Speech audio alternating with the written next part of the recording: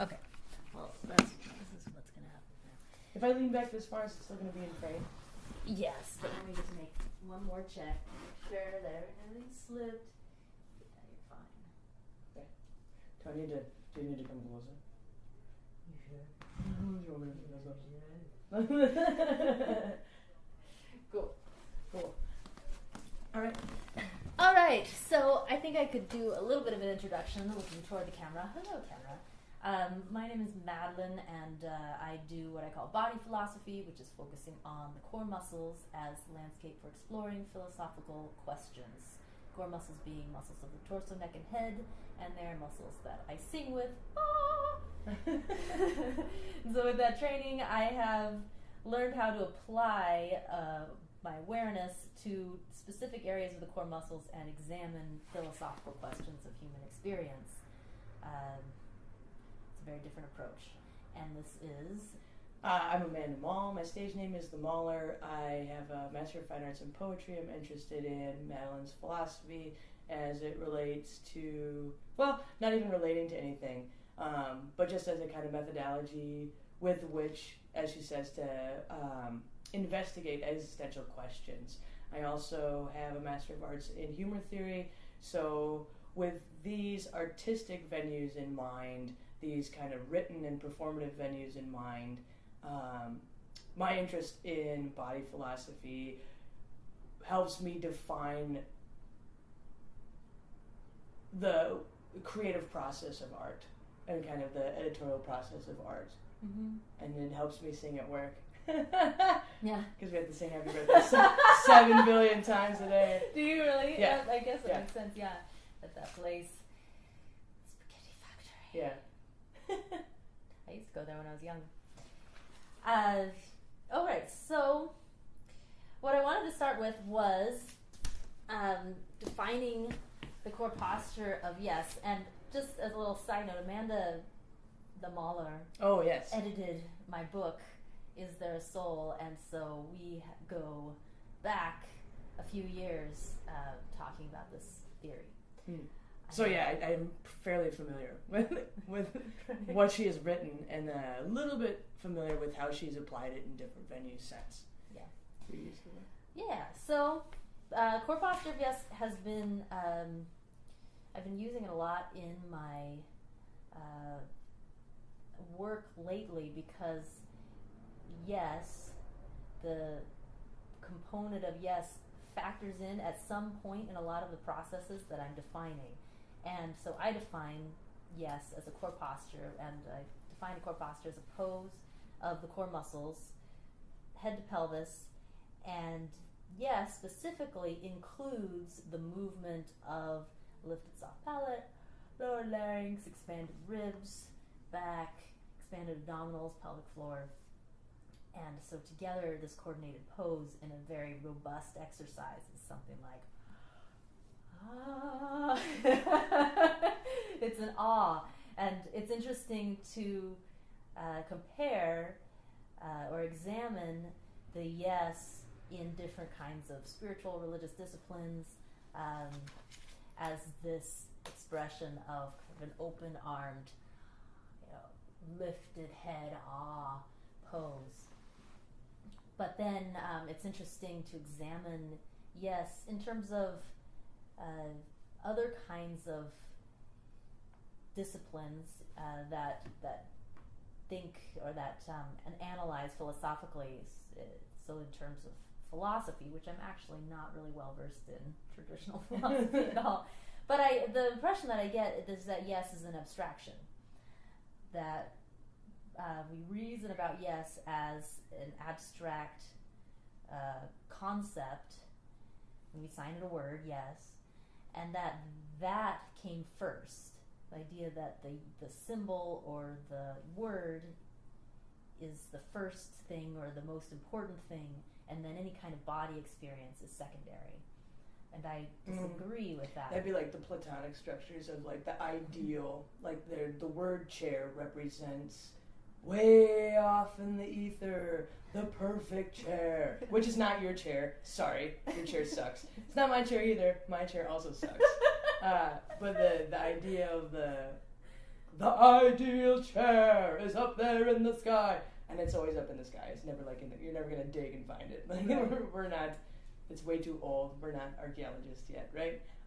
So exactly like you say, the idea of the chair, and we're all kind of subordinate, blaspheme versions of it. Exactly. Yeah, I love it.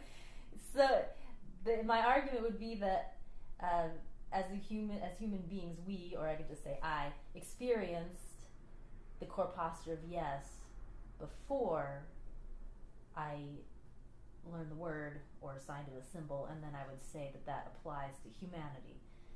All humans experienced yes first before assigning it a symbol or a word or a kind of explanation, and those explanations vary over a wide range. Whether it's a spiritual explanation, the yes is some kind of spirit entity that's permeating the body, or it's some kind of energetic, like metaphysical, conscious thing. Would you say it's like what you're trying to say? It's like sentient, or that it's just this is like amorphous energy filtration through you, and you go like, wow, that felt great. Yeah. Well, I mean, this is good, because when I start to stumble over my words, this is where I need to start to talk about this and try to hash out a more exact vocabulary to describe other points of view, and then compare them to my own, so that I can make clear distinctions. So yes, sentient, I think, is the correct word, but to be more specific, I define yes as a body pose, and that pose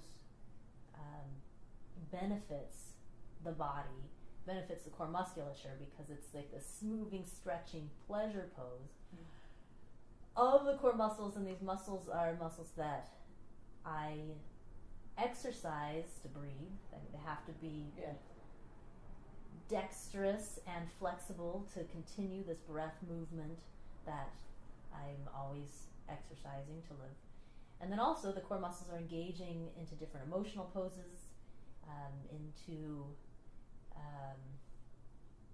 and then I argue that they're also very involved in processes of consciousness and thought also.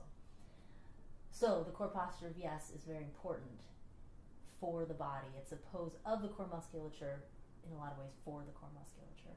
I think part of what your point was there was to say that unlike the Platonic ideal of the chair, the Platonic or the ideal of the conceptualization of yes, that it's an experienced phenomena, if you want to come back to like something coming into you or whatever, and so it's engaged from within, and it's you perceive it before you understand the range with which it can be used as a tool, right? And that comes back to you talking about parents leaning over their kids going like, and then they go like, and then the kid's like, and you're like, oh, your stomach hurts. You know what I mean? Right. It's they have like infants have no idea about language. There's study to be able to say that they are learning in the womb, and they are learning it, but the experience is the important thing. And then as you, in any kind of learning that we do ever as human beings, and our curiosity that shapes kind of the human condition, as we engage an idea or a problem or a something further, we gain more skill in the ability, like you say, like this is like and then you can intricately go like with all the other stuff like in there, you know what I mean? I'm like, I can't feel this, I can't feel that, and then you do things in your neck that go like, that hurts a little. And so we gain skill with it. And so yes is kind of like a basic, part of a binary, yes and no. It's part of a binary, which helps us to, like, it's common dogma now, but to bring it back to going like, you don't even understand it yet, but you can still feel it, which is kind of one of the premises of body philosophy is like, you've been doing this your whole life. You've been breathing your whole life. You've had this available to you your whole life. Now let's help you understand your own body from the body up instead of the head down. And another really interesting distinction that I make about my definition and what seems to be kind of culturally embraced is that people will associate this experience of yes with the characteristic of infinity, if that makes sense. So they'll have this experience, and then in their explanations will think of it as being some kind of experience of the eternal.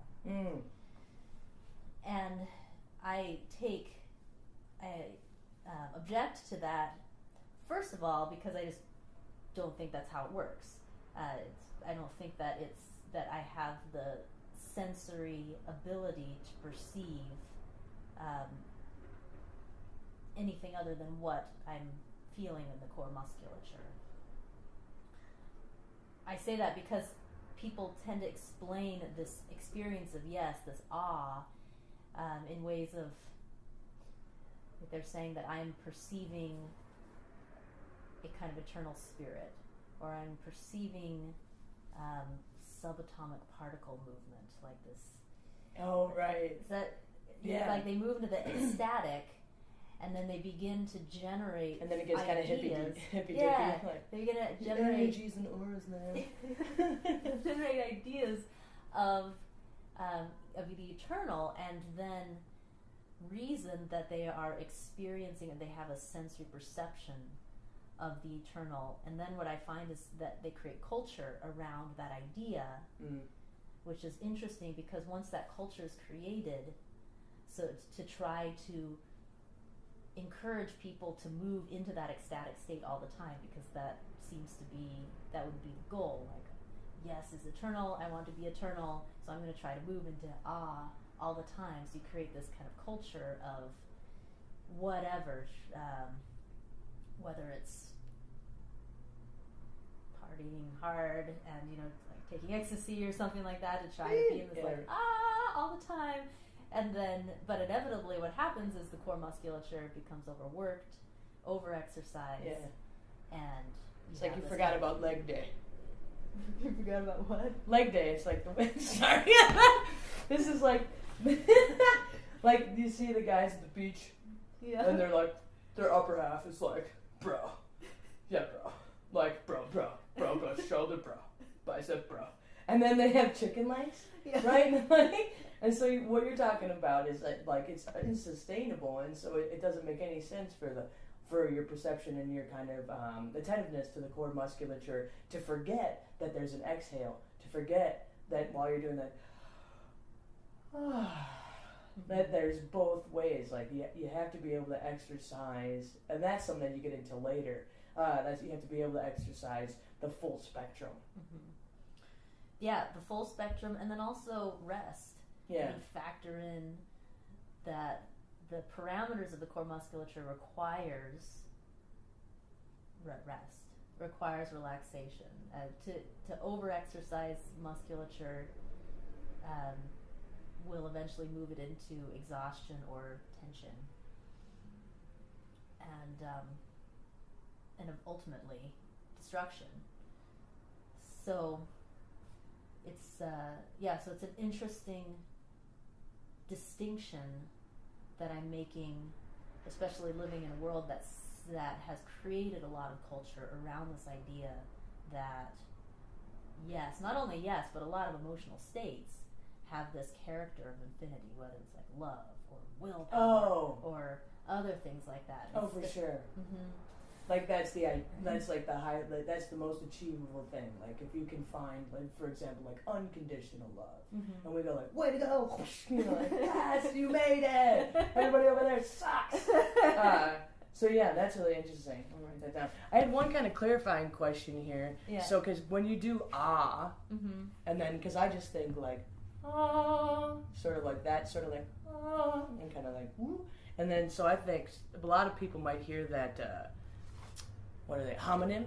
Homonyms is two words that spell the same and sound the same. So they might hear AWE instead of AH. And so that kind of brings to mind like, oh my God. Or, yes, my God. Or like exactly that. Sure, God, hey there, God. Not going to look at you because I respect you. So it kind of brings to mind like if you're, when we explain corpuscular, you ask that ah.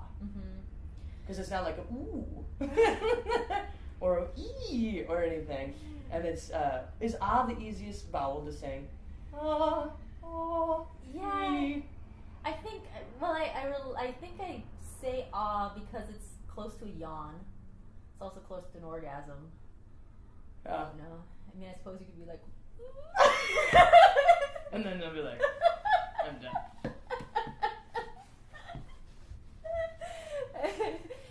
So I think that I think ah is probably the most appropriate to first talk about the ah pose, but I could modify it. I mean, and still have a lot of similar internal posturing going on as the yes pose, the ah pose, and then just kind of move my lips into. Well, I think it's that's a lot easier just to be like open your mouth and like what's the one sound that comes out? Ah, ah, you know. Yeah. Right? Yeah, and just comparing that to just human behaviors that are inherent, like beyond, I think I made you do it. Now everybody is like, don't watch this video right before bed, damn it. I'm gonna drink some more tea real quick. Right.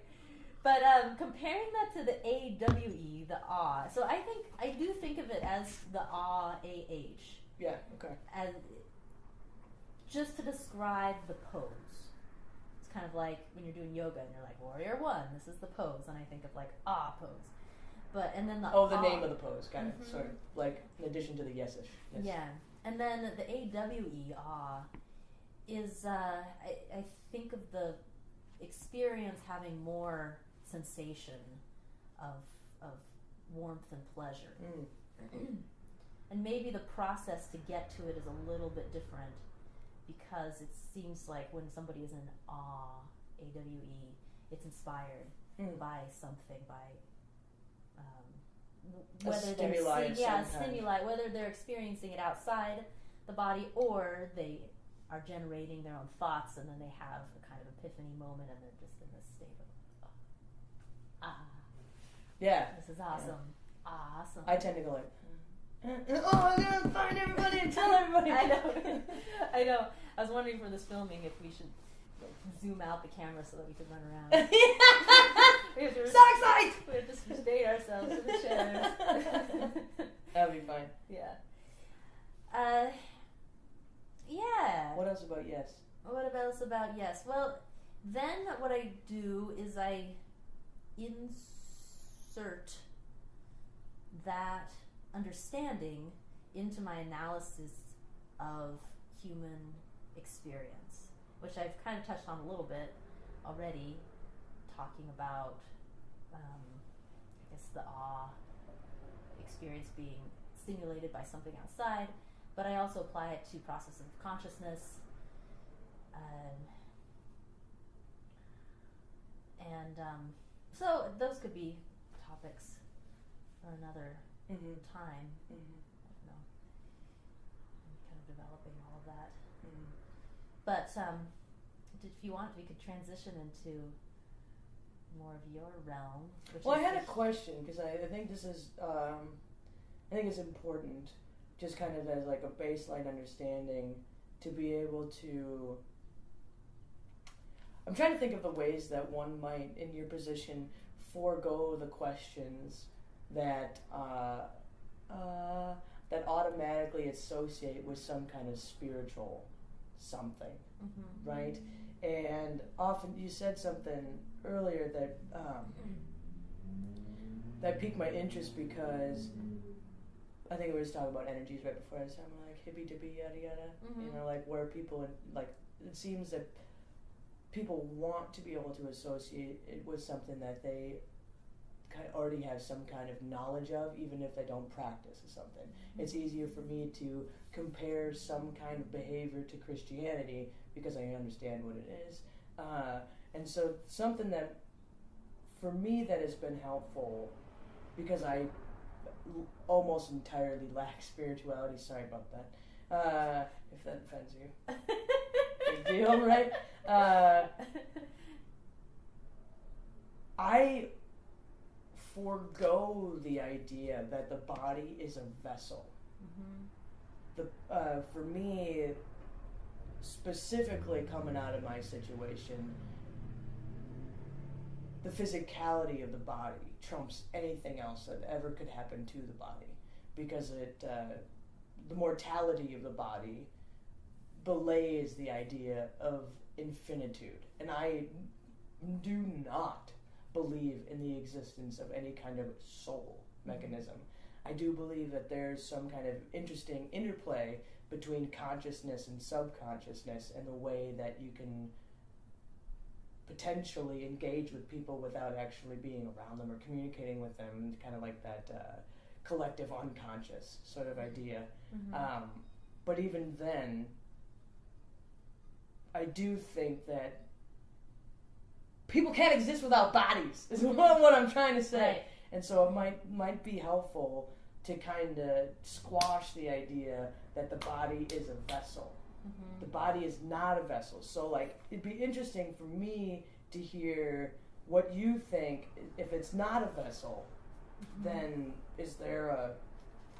Because I come up with a couple of little ideas here while I was thinking about it. It's like, if the body isn't a vessel, what is it? Is it a machine? Kind of not.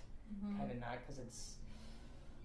Yeah, I mean, like, you put in fuel, it does stuff, you go walking, and you put in more fuel, and then it gets erased, and then, like, whatever, and it grows, and, like, whatever, I don't even know.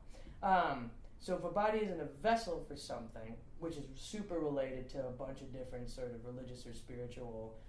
So a lot of spiritual anything goes like, screw the body! Like, forget about the body has no... boo, body. Yeah. It's so dumb. It's like, I'm like, and what you're saying is like, the body is a whole hell of a lot smarter than we think it is. And if we can just start figuring out the basic posture of yes, and then like later on, posture of no, posture of anger, posture of fear, posture of like whatever, and all the little subtle, and like the reflexes, all that. Oh, it's so interesting. So, next talk, sorry. So if the body isn't a vessel, what is it? Yeah, I think we could just start to go through, maybe briefly, to explain, to kind of debunk some of these things in terms of this philosophy. So you mentioned machine, like, is the body a machine? So the difference that how it's not a machine. First of all, machinery, it has moving parts, like our muscles move and the bodies move. So like machines, bodies move. Unlike machines, the muscles feel. So I conceptualize the musculature as sensory. And sensory in that it can perceive changes and states of its own being from moment to moment in a lot of detail. So it's sensations of pain, pleasure, stretch, fatigue, warmth, cold, even in just a small little area of the musculature. All that is all perceptible, and not just in the arms and legs, also within the core. So with that in mind, I conceptualize a continuous dialogue as the musculature, the sensory musculature, communicates its own state of being in dialogue with the brain, just like the other senses, the skin, the eyes, communicate their sensory gathering, or they gather sensory experience, and that's in continuous dialogue with the brain. What's interesting is that we don't have any problem thinking of the sensory terrain of the other senses continuously gathering sensory information, but when it comes to the internal, like emotions and consciousness, those processes, we think of it often being constructed inside the brain, and then the body is then the receiver. Told what to do. You go. Exactly. Feel the pain. Yeah, exactly. And so that perpetuates that idea that these human experiences are like abstract, or that they can be explained as abstractions, because you conceptualize them as this kind of happenings in the brain, and then the body is the receiver of that happening, that construction. So we're not machines. So the body is not a machine because it's in constant dialogue, which might sound like it's a diagnostics program, but I think what you're trying to say is the amount of detail with which, and the amount of kind of abstraction that we can, if you try, you can consider it to go back and forth. Yeah. Well, the thing is that emotions are, for example, can be initiated from the body. So, like my example of the moan being initiated from the gut. So, if I have an irritation in the gut musculature contracts in on itself in protection, and then that stimulates these reflex responses throughout the core, reflex reactions, and you have this whole contractual experience of that comes out as this moan. And the purpose of the moan is to move in protection. So if you have this experience of pain or something happening that's injurious to the musculature, you have this response that happens. And then, but it also exists to communicate, I think, to anybody outside, or we've evolved to communicate the experience, the internal experience, to other people, so that they can help us and we can continue to live. Because machines over time will kind of degrade and die, but they don't have this ability to this need to maintain themselves, these mechanisms to maintain themselves, like humans do. Does that make sense? I think it sure does. It's kind of getting closer. I mean, eventually I'll. Well, machines aren't a social species, and they wouldn't require the adaptation and evolution with which to be able to subtly mimic your posture to understand what you need, or whether or not you're a threat, or you know what I'm saying. And it's like the social species requires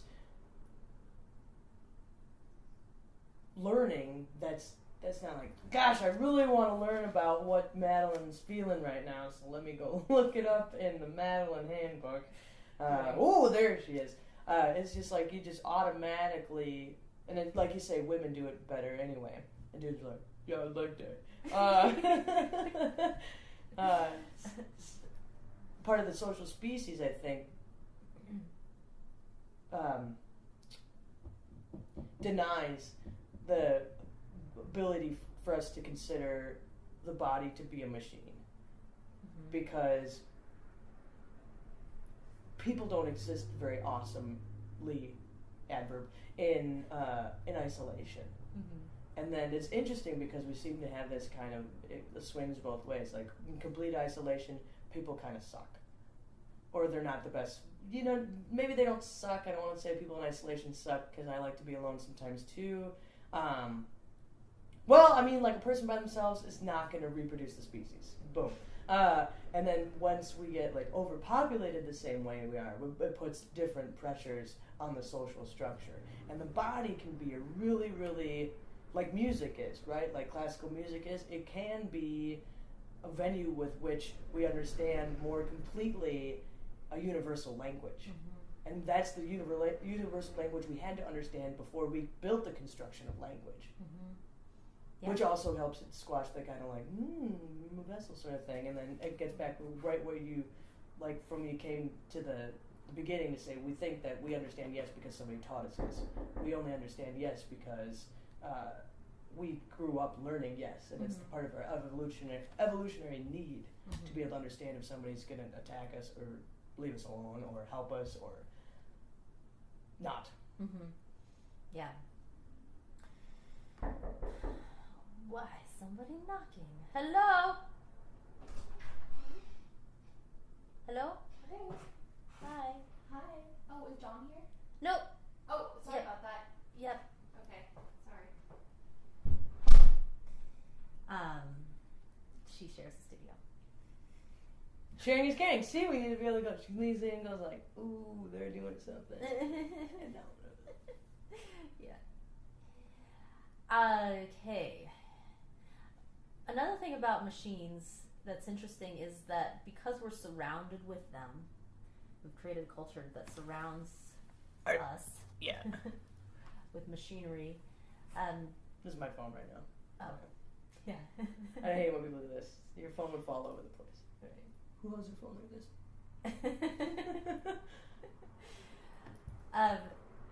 It's interesting how people, in admiring machines and in ways trying to emulate machines, then shape themselves and shape their lives to try to be like machines. And so, and to think of it in that way. This is my disgust face. Yeah. So useless. So I think of the musculature adopting continuous positions of like tension or pain, because we often work machines, to the limit. Then they break, and then you get a new part and fix it, that kind of thing. And people think of the body as the same way. You just continuously work it, and that also reinforces the idea that the body is the vessel, that the mind is something much more that exists in a hierarchy and is other than the body. So I see that play out everywhere, and I object by explaining how I think everything works, but then also just making sure that I get food and I get rest. That in itself, interestingly, is a kind of revolutionary act against a lot of the culture that exists. Just to take care of myself and to honor what I need. Yeah. So that's interesting. So that's the explanation of the machinery, and then moving into more of like the spiritual realm of body as vessel. There's just a lot of ways that people try to explain the body as being unimportant. So, like moving into the metaphysical, the claim is that, this is how I interpret it, the claim is that when I have the yes experience, or the ecstatic experience, that feeling, that felt experience, what I think people are doing is imagining that they are perceiving energy, or, in other words, atomic movements, or subatomic particle movement. So when I examine what exists in the culture, it's this kind of ecstatic awe, and then that couldn't have been me, it had to be something else. Talking about energy, talking about, relating physics to the felt experience. So that I think what the claim is that I would have the sensory perception of subatomic particle movement, which I disagree with. I think that's way out of the scope of the felt sense. That's like me looking at my hand and saying I can see individual atoms Yeah. I mean, that's just Like, way to go. Yeah. So proud of you. That's just way out of the scope of my visual sense. The only way that I might be able to see something close to atomic movement is if I magnify it with tools, but that's changing the light. I'm still not actually seeing it. So if I try to apply, I'm just trying to think if somebody were to say, well, how would you magnify that subatomic particle movement so that you could actually feel it? I don't think you can. Like if I was to try to perceive an actual atom moving, vibrating, if it were to make it big enough, I mean, that would just be, there was like an iron molecule or something, you just make it a great big iron ball, just like put it in your stomach, and I can feel that, right. Because that exists within the scope of what I can feel. So I just think it's a misunderstanding of what is being perceived. And also there's confusion because because what I'm perceiving is throughout the core. The soft palate on this. It's like a group of things. A group of things all happening at the same time, and we don't have a training for identifying all of those areas and understanding what is being perceived. People will then conceptualize something that may be moving through, or because people conceptualize the innards being kind of objects, and then smooth muscle. You're taught not to be able to. It's automated by the brain, and you can't control how you digest that delicious bacon, egg, and cheese mix thingy. Right. There's no conceptualization that they are sensory, that they are feeling. That was the thing that blew me away when I was first going for it. I was like, oh my god, like, whoa, why do you do that? And you're like, oh, you just kind of feel where they are. You're not going like, here goes the French fry. I'm like, oh, that makes more sense. Okay.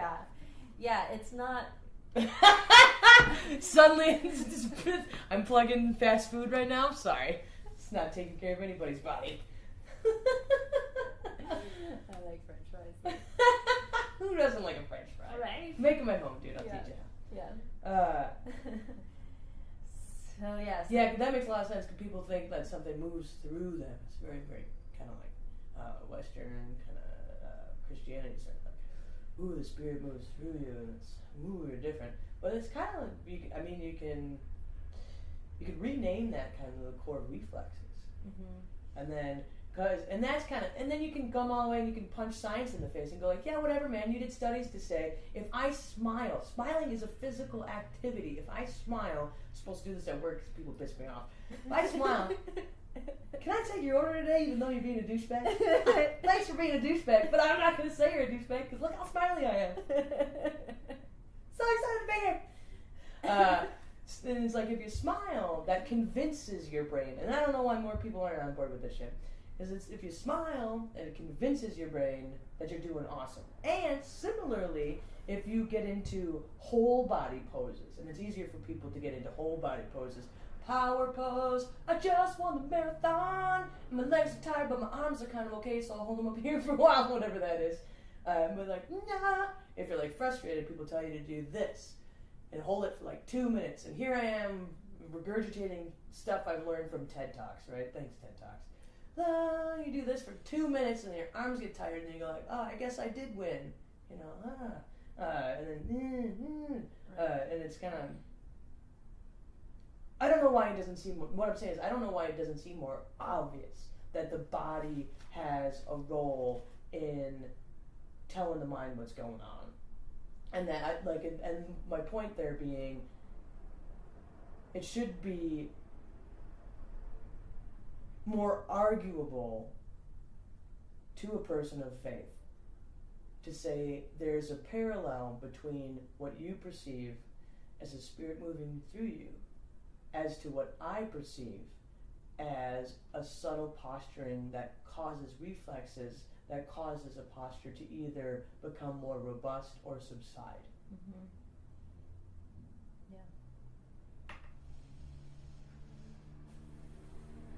And I might have just took you totally off track. No, Okay. you didn't. I'm just trying to think of what to talk about next because there's a couple of things. Okay. I mean, I think in some ways it does. I mean, people do try to engage postures to. I think that is partially enculturated. That we try to smile when we're sad and that kind of thing, and I mean, it's just very much a dance. It's a play because it's sometimes you could smile too much, and that becomes a problem also. So smiling when you're actually needing to cry, for example, and crying is like it shakes the core muscles, or laughing, shakes the core muscles. So sometimes what is super actually vigorous, yeah. what is needed is a different core posture than what might be conditioned or taught people to engage. And so I think there's ways for culture to teach people, but I also there's ways for culture to teach people processes, guide people. However, I think it's also important to teach people how to pay attention to themselves and move themselves through what is necessary, what the body needs. And Basically listening in a different form.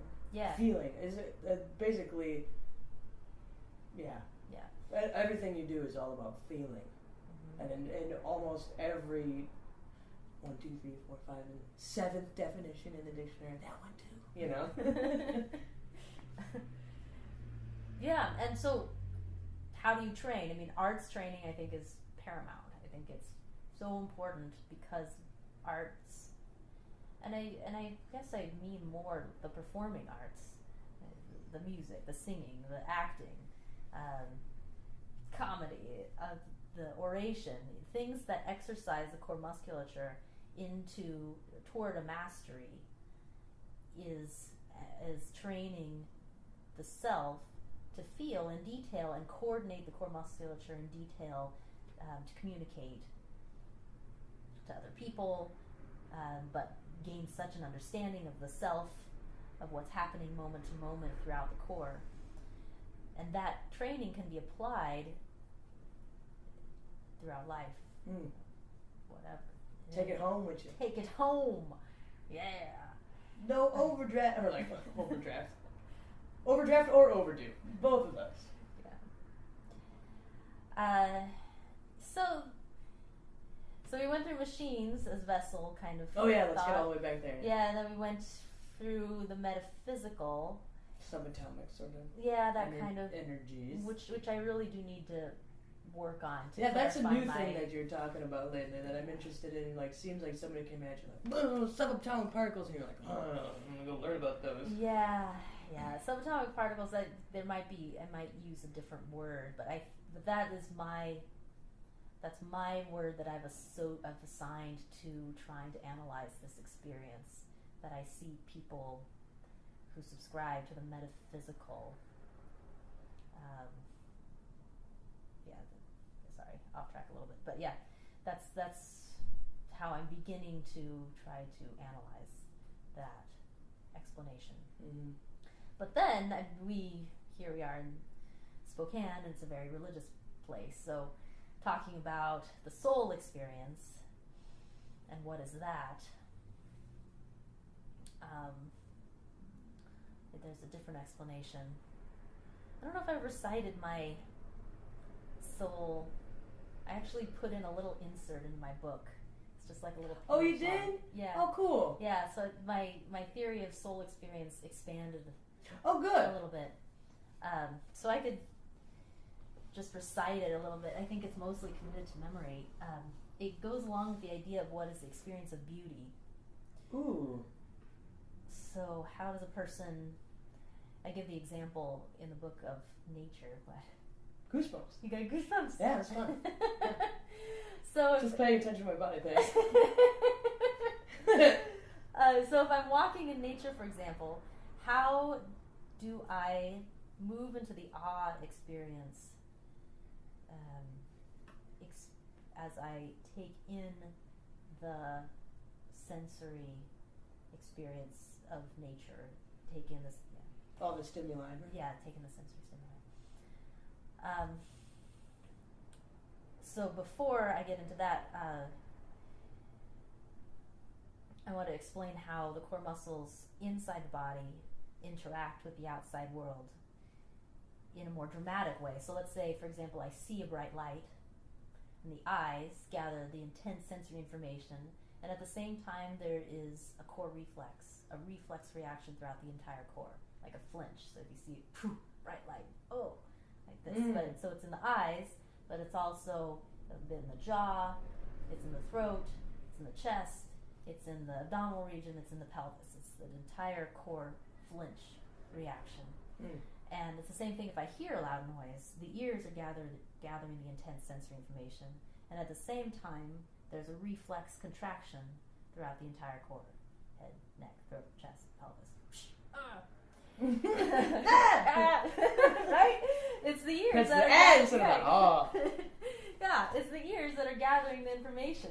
But through this reflex mechanism, the core muscles are actually linked up to the other senses, as the other senses gather information from the outside world. And another example with the skin, if I put my hand on a hot stove surface, the skin here that is gathering the intense sensory information of extreme heat, but at the same time there's an equally intense core reflex reaction throughout the core, so that it comes out as like, that. But I argue that core reflex isn't just an intense mechanism. If I put that at the extreme end of the spectrum, and then if I move back into subtler sensory experience, the core reflex is also subtle. So a softer light creates a softer core reflex. A softer sound creates a softer core reflex. And whereas a hot stove surface triggers a core reflex of a warm surface would be a core reflex of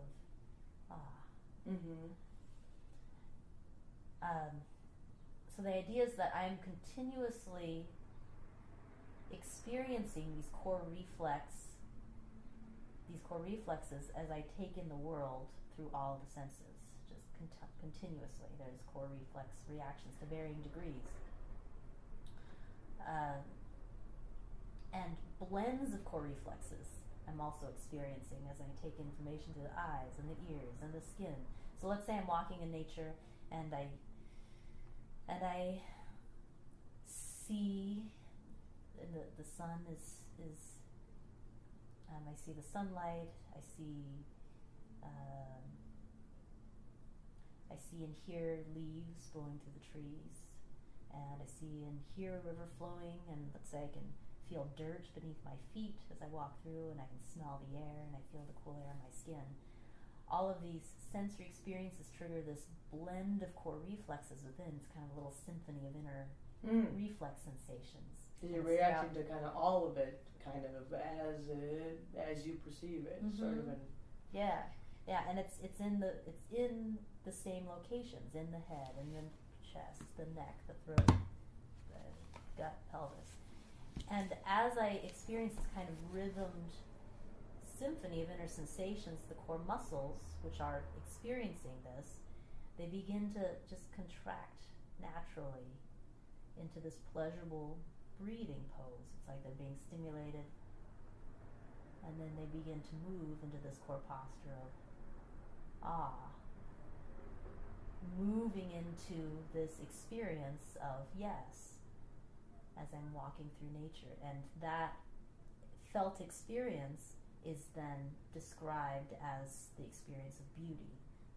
I'm experiencing an awe from my interaction with nature. It's kind of like petting a cat, and the cat just kind of like pushes into your hand a little bit, this kind of thing, because it's feeling your hand here and it pushes into it. It's the same kind of movement or the same kind of behavior, I think. You feel these kind of inner sensations, and you're just kind of like, And you kind of push into them, you stretch into them, right? Yeah. Yeah. And that can be achieved from, you can find beauty in a whole bunch of different kind of venues based on who you are and what you've experienced and yada, yada, yada. Yeah. Even, let's say, if I'm listening to music that I really love and it just builds these inner sensations, building, and kind of moving into this, like, tension, and then all of a sudden there's this moment of release within the music, and you're just like, oh man, that was awesome! Geez, play it again. Yeah, and people, when people in a huge group experience that, they see other people in this pose, it reinforces their own, and so you have this group we experience of awe, and it's really powerful because, again, this pose of awe is pleasurable and it benefits the core musculature. It stretches them and it gives them circulation so that they can continue to move, to feel, to emote, to talk, and to be perceived. And to be perceived, exactly. Yeah. There's no real way. I do massage, and there's no way. Let's say the diaphragm is this parachute-shaped muscle underneath the lungs. There's no way that I can. I know, right? The way that we do it, the way that we massage them out or cleanse them out, is we laugh, we shake, or we go to music, and it kind of stimulates us inwardly, and then we move into the stretching pose, which might lead to this cathartic experience of, like, oh, that was so awesome. And you have to stretch it out and, like, right. Let's engage these for a while. Yeah. Would you say, this is an interesting question, on a side note, would you say that laughing and crying would be the most robust poses of the core musculature? The most active. Okay, so active, but not robust necessarily? Yeah, I guess I don't really know. What's the difference between robust and active? Robust, the strongest expression. Robust is kind of like a gritty way to say vivid.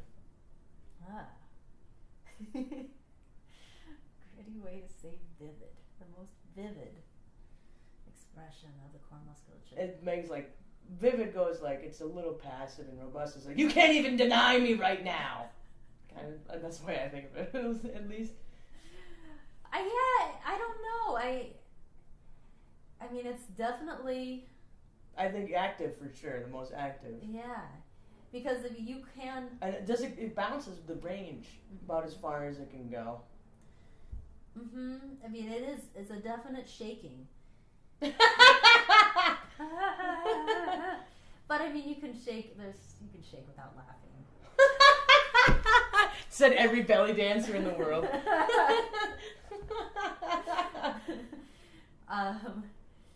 Yeah. I mean, I guess I'd have to think about that, but I think they're all necessary. They've all become necessary evolved processes for human beings. I mean, it's interesting that animals, I think there are some laughing animals. A few. Yeah. Mostly primates, and they, according to study, they mostly just go, ha! And they don't, that's why it's so cool to me to, like, think about the way that you think about things in regard to laughter, is because animals don't have the, like, accordion thing. They don't do that. Yeah. And, like, they don't necessarily shake. They just, like, they attack or whatever, And I can't remember if it's chimpanzees or baboons or I don't even remember who it is. It's that furry guy over there. But they seriously just go, ha! And that's it. And that's totally it. And that's,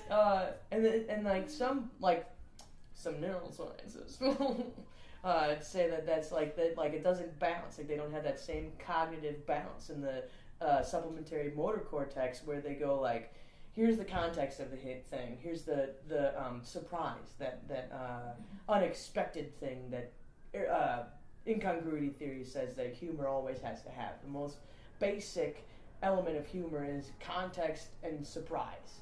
The unexpected, and that leads to that juxtaposition.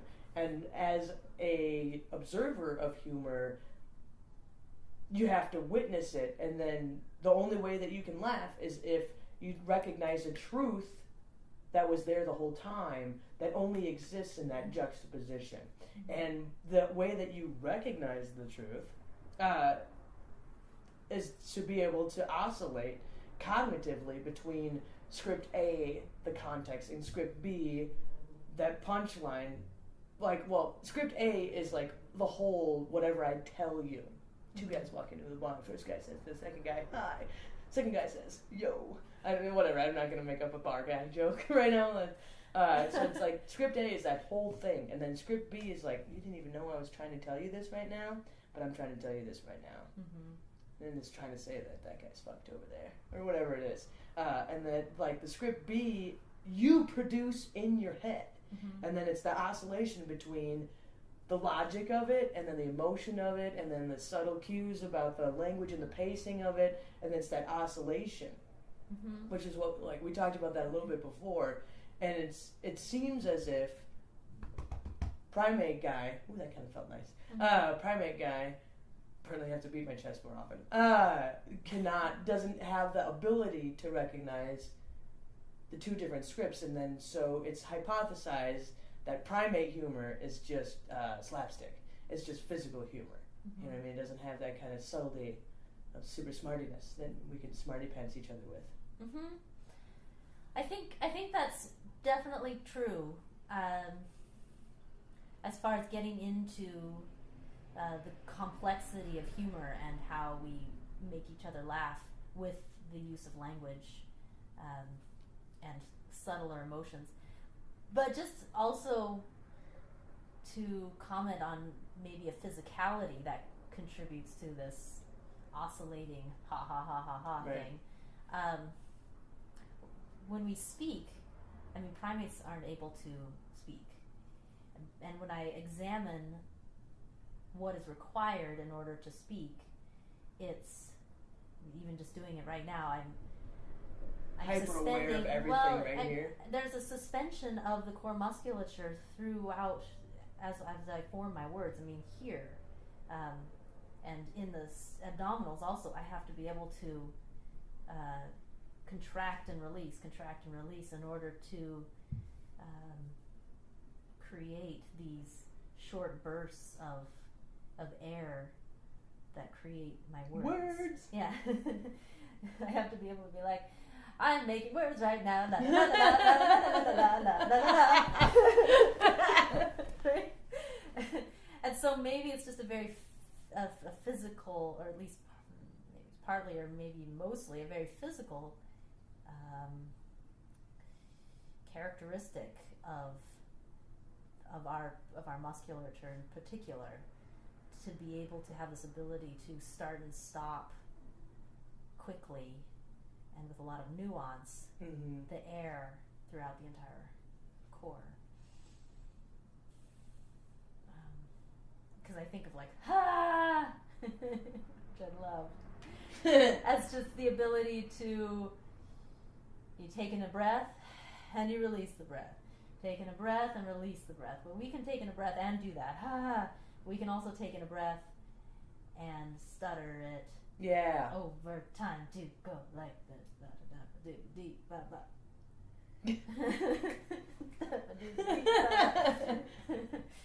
Well, like, it's not that I don't think that primates can communicate or whatever, but it's like you're saying, it's just really not as outrageously nuanced in the. And then you got to remember, like, they probably have a totally different, not totally different, but like just because of the normal postures that they carry, and we're up here, erectus, thank you very much, us. That their postures are going to be totally different. Yeah, and like the arrangement, well, not necessarily the arrangement, but the space, maybe that they have, you know. Right, and I'm just like imagining some like primate specialist like watching this right now. And being like, oh, they're so dumb! Like, I'm not saying screw monkeys is what I'm trying to say, fuck them all. The vocal musculature, they're going to say the vocal musculature, this is how it's arranged, this is why primates are not able to vocalize like humans or form words like humans can. I mean, I know that there is some kind of there's a huge difference. It's like the Comic-Con Planet of the Apes guy. Whatever, you don't say bad things about apes. Because they do sign. Yeah. And that dexterity of the hands is more expressive of the emotions that they feel than their ability to put it into Articulate. articulate it with sounds. It'd be really hard to understand unless you're like a monkey. I'm thinking. Yeah. Tell me how you feel right now. My postures are totally different than yours, man. You can't even mimic this. Yeah. So, what time we got? It's 10 minus 6. I just have to do math. Almost quarter after. Okay. 10. So we've gone on for over an hour. Or an hour. Ish. Yeah. So, shall we say good enough for this session? Yeah. And I've got, I'm just going to kind of think more about what you were talking about the perception of beauty. I thought was really interesting. So I think I'm going to kind of sit on that for a minute. Mm-hmm. Yeah, cool. Thank you. I'm going to edit this. Thank you all for watching. Madeline McNeill, Amanda Maule? Amanda Maule, the Mauler. The Mauler, yeah. Both of those. Cool. Right on. Sweet. Fun. All right. Got this all on